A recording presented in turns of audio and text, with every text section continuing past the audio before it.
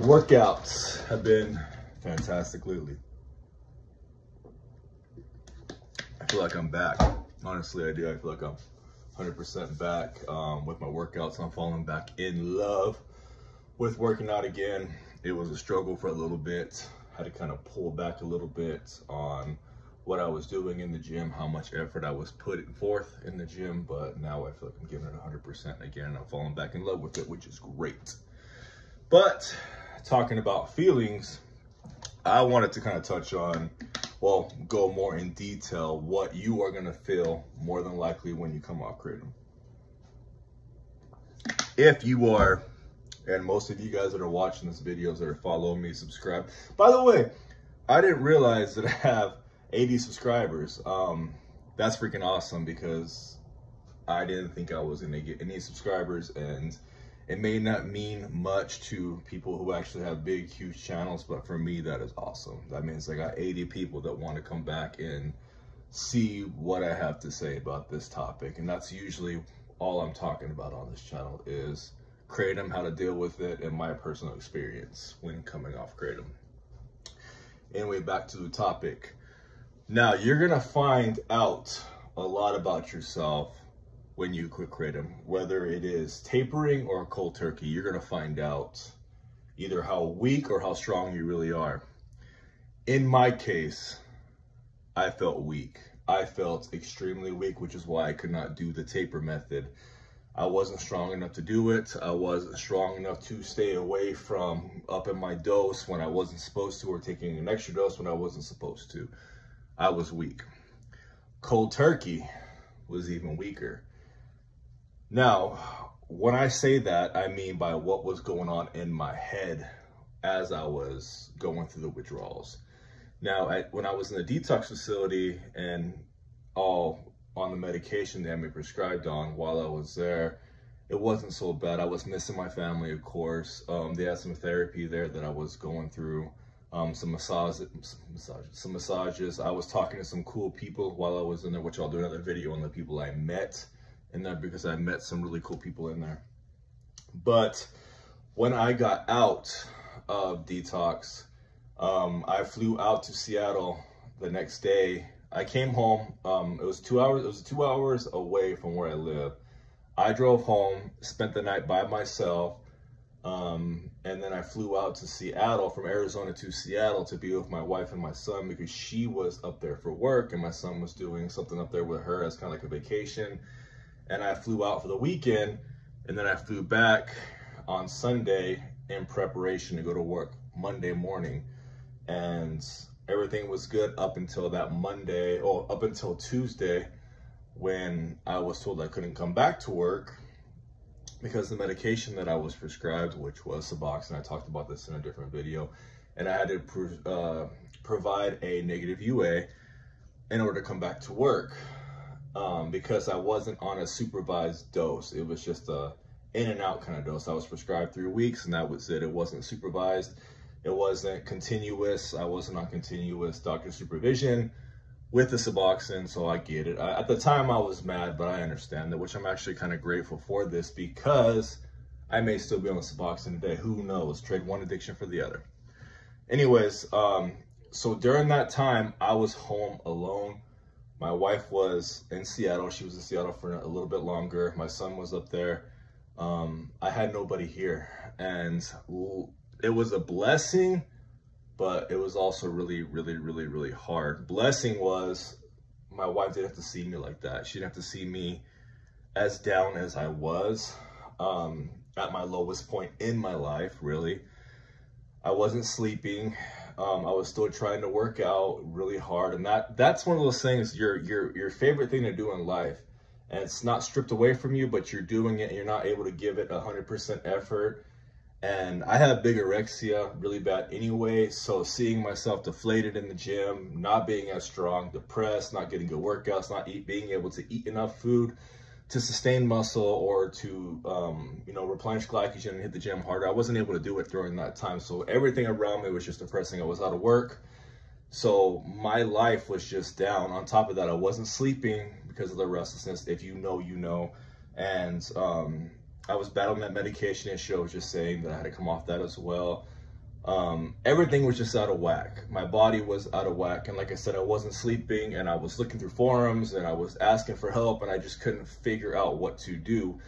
Because when you don't sleep for a couple days, your mind starts to play really bad tricks on you. And, you know, it was a horrible time. Even when my wife came back home finally, I was still going through it. Not as bad, but she still had to see some of the withdrawals that I wish she didn't have to. Luckily, I have a great support system. But anyway, so during that time, you do find how weak or strong you are. And like I said, I was weak.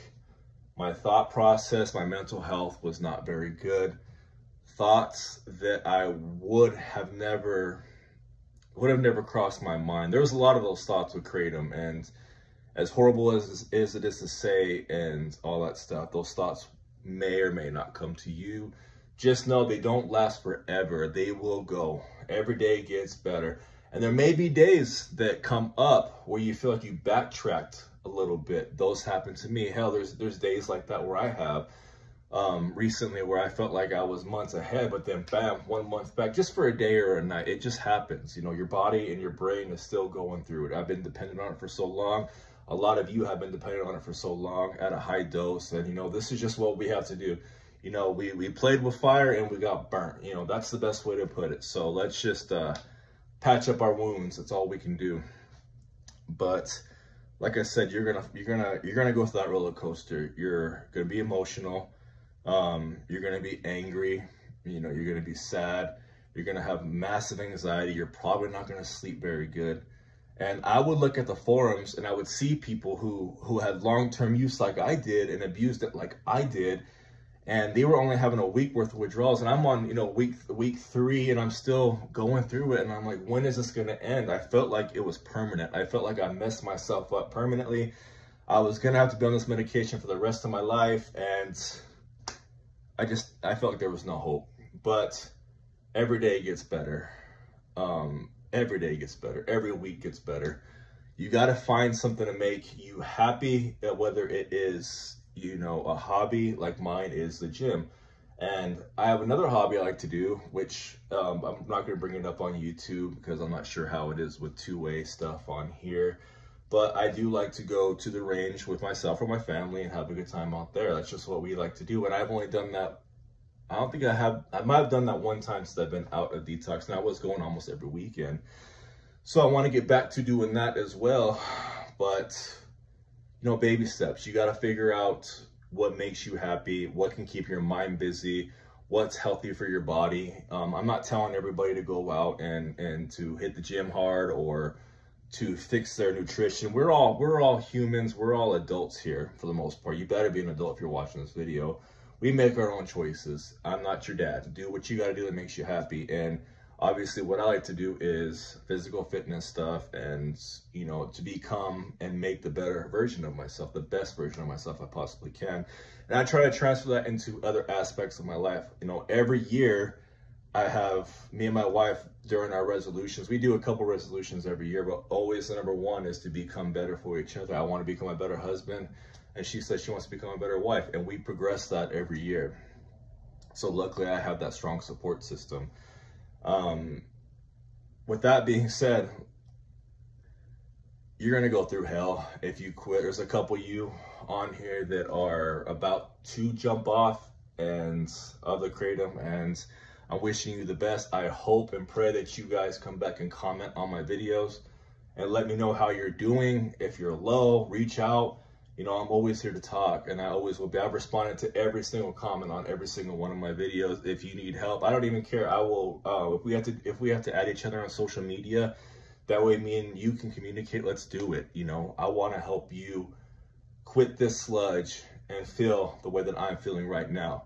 It's going to take some time. It's going to take some work. It's going to take some discipline, but you can do it. I believe in you, and I'm so glad I had the people that were in my corner that believed in me. And I had some people, one of my best friend actually, well, I have two best friends that are close with this, but one of them, he quit Kratom early on whenever he realized it was an addiction. This was years ago. He quit, and I don't believe he had a hefty dose, and he was able to help me out. He was one of the first people I contacted when I got out of detox. But I have another friend who's really close to me, who's been in my corner this whole time. He texts me every day.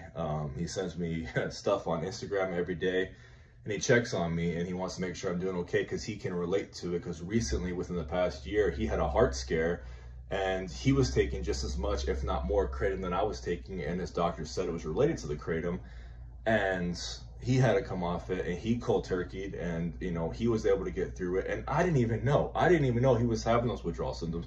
I didn't know he was that high of a dose, you know, some friend I am, huh? But his story motivated me. And you know, from day one, I didn't get a chance to call him when I was in detox. I kind of regret that. I wish I would have took his phone number in with me to call him to update him. But before I went in and after I got out, he was there for me. Both buddies were, but he was definitely a good rock with that. And my wife too, and my father-in-law and mother-in-law too. Everybody has been great. You know, I give props to my wife because she is my rock. I had to tell her to stop checking on me so much, because she would check on me almost every hour, ask me if I'm okay.